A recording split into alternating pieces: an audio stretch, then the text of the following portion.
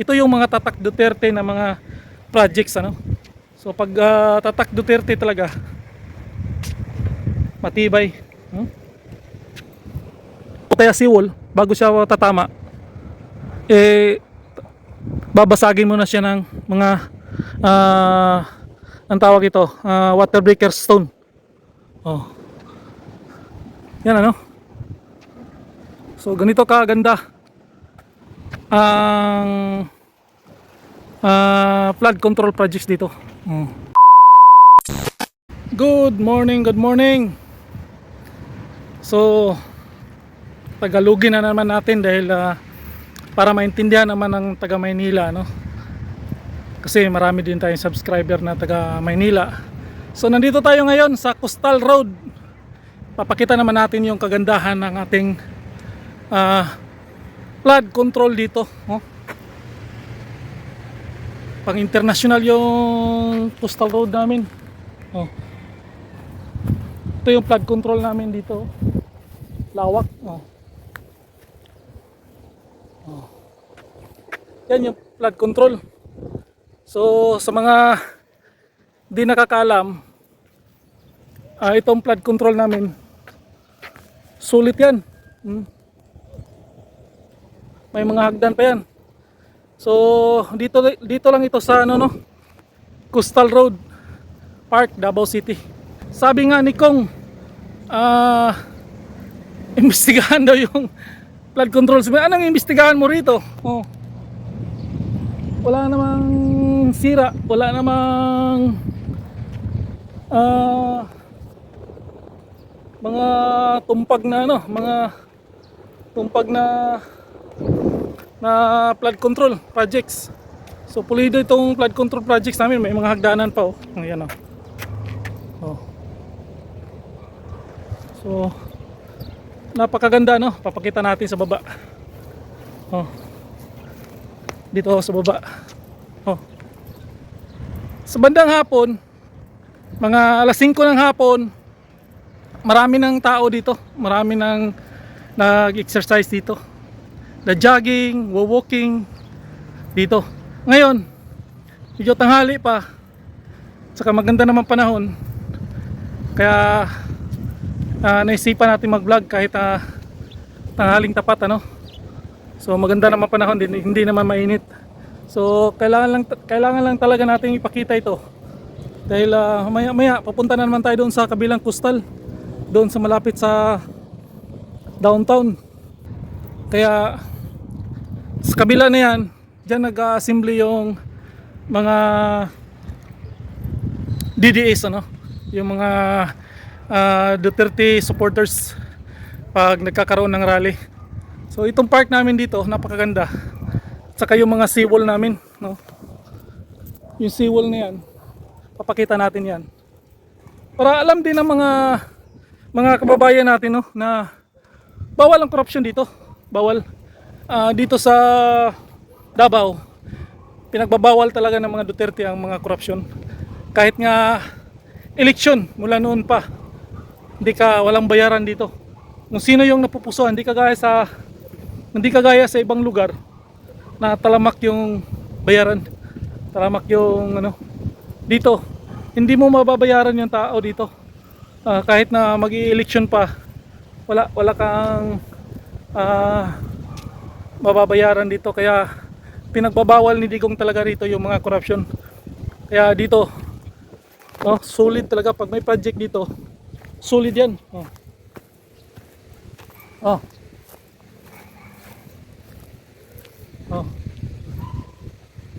Tama yan. Yan yung seawall namin dito. Kung hampas lang ng alon pag-uusapan, baha, hampas ng alon sa pagmasamang panahon, dito ang unang tatamaan.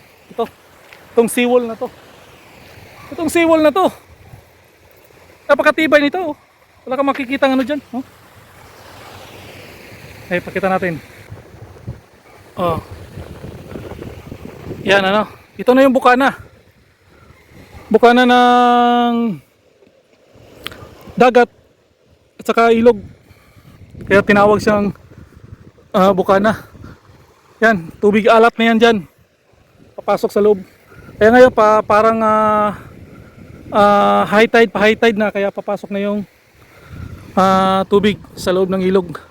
Kaya itong seawall na to, itong flood control na to, yan, kita mo yan? Matibay yan. Ito yung inapakan ko. Oh. Papakita natin para makita naman ng taong bayan, makita naman ng taga bandang Maynila, no, kung gaano katibay itong flood control projects dito sa Davao City. Itong mga seawall na to, kita mo nga naman, oh. Hindi tinitipid yan.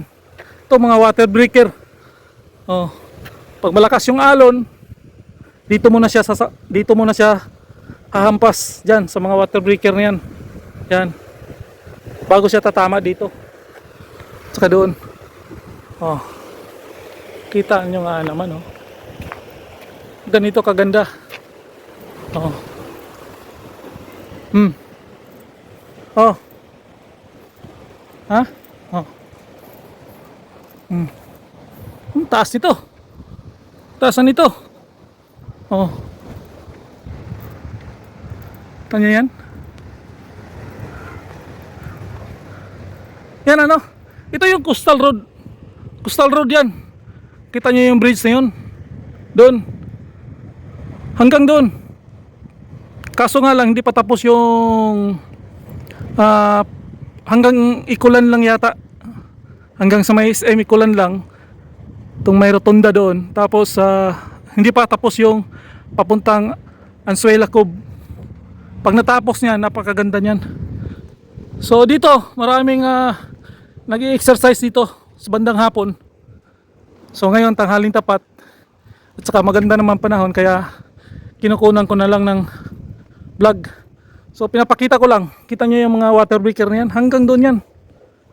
Kasi ito na yung dalampasigan. Bago siya tatama sa, o kaya seawall, bago siya tatama, babasagin mo na siya ng mga ang tawag ito, water breaker stone. Oh. Yan ano. So ganito kaganda ang flood control projects dito. Okay. So yan, pinapakita na natin. Oh. So wala na kayong masabi dito sa mga flood control projects dito sa Davao City. Napakaganda, pang first class talaga. Walang kurap, walang substandard, talagang matibay ito. Oh. Ilang hangin ang mumpas dito. Sama ng mga panahon. Ilang beses nang dinaanan yan. Hindi matitibag yan. Tested na yan. So kaya ang ganda na mag ensayo dito araw-araw, bawat hapon. Ang gaganda na mag-ensayo dito. Ayan, yan oh. Presko ng hangin. Oh. Grabe. So ito yung mga tatak Duterte na ano, no? Ito yung mga tatak Duterte na mga projects, ano. So pag tatak Duterte talaga matibay. Sus, kung tuloy-tuloy lang yung pamumuno ni Tatay Digong, yung Maynila hindi ganun kalala ang baha dyan. Hindi ganun kalala. Sigurado ako. Dahil takot sila kay Tatay Digong. Takot sila. Ibang mamuno yung si Tatay Digong, talagang tutuhanin niya. Pag sinabi niya ganun talaga. Walang makapagpigil nun. Talagang grabe. Disiplina talaga. Disiplina. Kaya ito yung pinamana niya sa taga Davao, yung disiplina talaga at saka tatag ng loob. Kaya dito wala, hindi mo mababayaran yung tao kahit anong klase pa nung eleksyon, kahit anong bigay nila, bayad nila, ayuda nila, tatanggapin lang ng tao, pero yung puso ng tao Duterte pa rin. Kaya hindi mo maano yung mga tao, hindi mo mababayaran dito. Tatanggapin lang ng tao yan. Kasi pera ng taong bayan yan. Pero sa ngalan ng pamumuno ay wala silang binatbat sa mga Duterte. Talagang tested na. At saka ah, wala silang katulad talaga. Talagang nasa serbisyo talaga sa mga tao yung ano. Hindi talaga sila yung pera-pera talaga. Di kagaya ngayon ang nangyari diyan sa inyo. Diyan sa Maynila. Tingnan nyo. Grabing baha diyan, dati diyan. Nako, nandyan ako dati. Trabaho ako diyan dati, yung binabaha lang diyan. Alam nyo yung ang boulevard lang ang binabaha lagi diyan. Pag malakas talaga, may bagyo. Pag may bagyo lang. Bagyo lang. Pag may bagyo, sobrang dami ng tubig. Minsan binabatawan nila yung nag-release sila sa dam. Yun, talagang bumabaha yung boulevard ng Maynila. Pero hanggang dito lang, sa tuhod. Dito lang. Hanggang dito lang. Hindi aabot ng tao, lampas tao, hindi aabot. Ngayon, iba na ngayon. Talagang lampas tao na, pati sasakyan. Kulang na lang magiging pambot yung mga sasakyan nyo dyan. Kaya kawawa yung mga mahihirap talaga kagaya natin. Wala, hirap na hirap talaga. Pag mahirap ka talaga, lalo kang humihirap dyan pag nandyan ka. Kasi hirap ka na nga, lubog ka pa sa baha. Grabe dyan. Walang ibang makapagbabago nito. Kailangan natin ng pagbabago, kundi walang iba. Kailangan na Duterte lang talaga. Duterte lang makapagbabago. Kaya hanggang dito na lang. Ito si Lino Boy, ang YouTuber ng bayan. Peace out.